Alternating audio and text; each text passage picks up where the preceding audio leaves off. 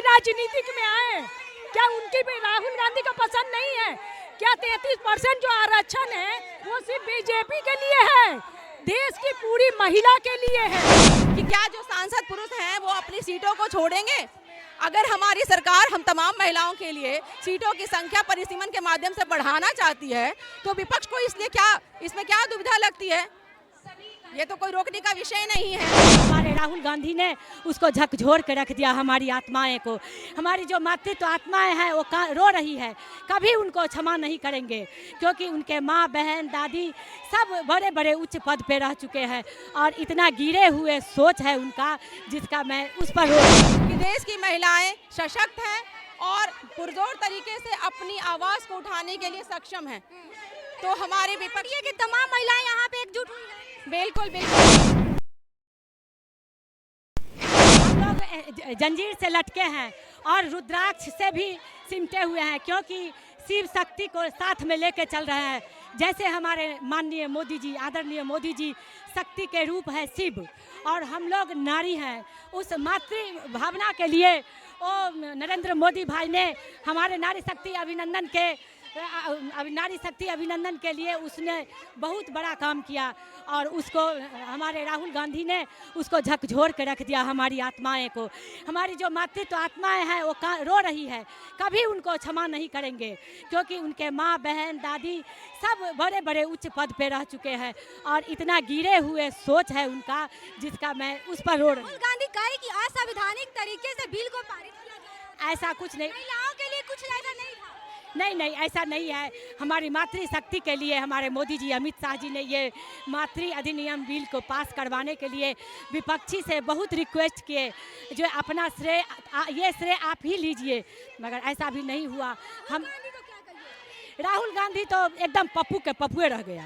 हाँ, पप्पू के पप्पू रह गया, वो कभी सुधरेगा नहीं और वो बर्बाद कर दिया देश के। लेकिन आने वाला समय में चुनाव में हमारी नारी शक्ति मातृशक्ति उसको एक भी वोट नहीं देंगे क्योंकि हमारी महिलाएं जोर शोर से बीजेपी के साथ है और रहेंगे सदा। अखिलेश यादव को लेकर अखिलेश यादव को तो जितना बड़ा नाक है उतना छोटा बुद्धि है, उसके सब बुद्धि नाके में है, नाक मार देता है और सब महिला जितना है सब उसको बदुआ दे रहे हैं और कह रहे हैं अखिलेश यादव हाय हाय। चाहिए 33% से नहीं खुश है। क्या राहुल गांधी नहीं चाहते हैं कि उनकी माँ बहन के अलावा और भी कोई राजनीतिक में आए? क्या उनकी भी राहुल गांधी को पसंद नहीं है?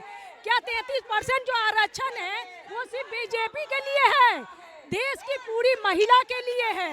उसमें टीएमसी भी आती है, कांग्रेस भी आती है, बीजेपी भी आती है, जितनी भी पार्टी है सारी पार्टी की महिलाओं के लिए आरक्षण हो गया। मोदी कह रहे हैं कि जहां तमिलनाडु में वहां पे चुनाव होनी है, बंगाल में चुनाव होनी है, वहां पे महिलाओं को तो फायदा होता है ना। अगर ये भी कम होता टीएमसी में तो महिलाओं को फायदा होता।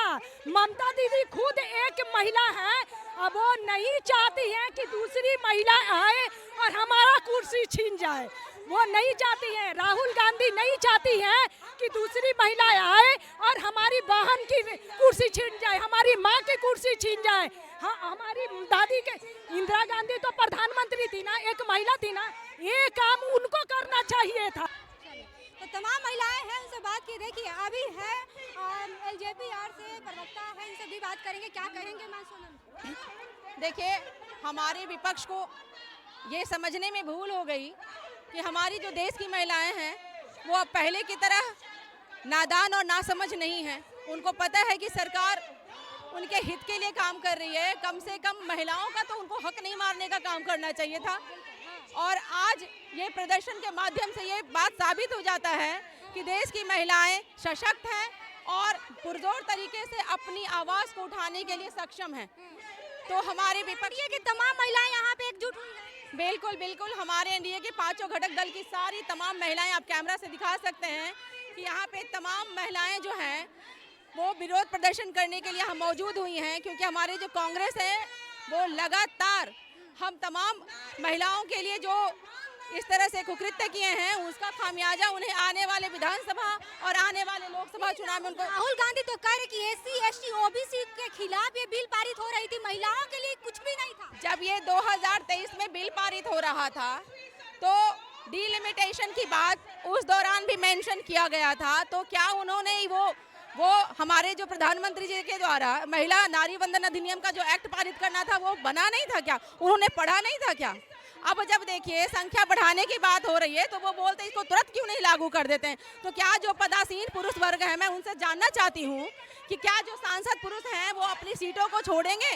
अगर हमारी सरकार हम तमाम महिलाओं के लिए सीटों की संख्या परिसीमन के माध्यम से बढ़ाना चाहती है तो विपक्ष को इसमें क्या दुविधा लगती है? ये तो कोई रोकने का विषय नहीं है। ये तमाम महिलाओं से बात किए हैं और देख सकते हैं हमारे पीछे कितने एकजुट हुई है।